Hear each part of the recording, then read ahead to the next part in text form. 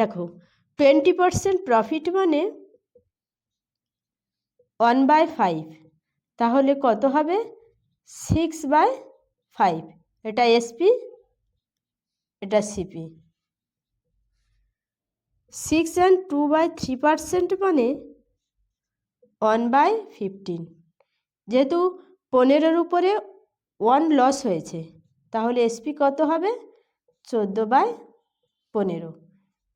15 CP, এটা SP.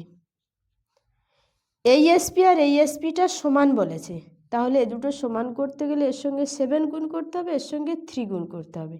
এর সঙ্গে 7 গুণ হয়েছে মানে এর সঙ্গে 7 গুণ হবে, এর সঙ্গে 3 গুণ হয়েছে মানে এর সঙ্গেও 3 গুণ হবে। বোঝা গেছে?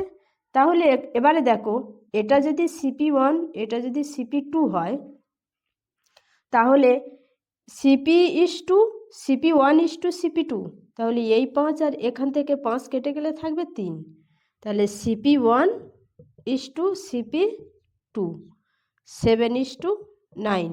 7:9 টোটালে কত হবে 16। 16-র ভ্যালু কত দেওয়া আছে 1920 টাকা। 1-এর ভ্যালু কত 120। তাহলে 7-এর ভ্যালু কত হবে 120 গুণ 7×12 84। 9-এর ভ্যালু কত হবে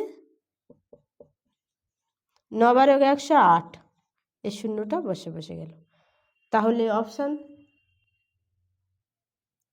বি অপশানে আছে, বি অপশান অ্যান্সার।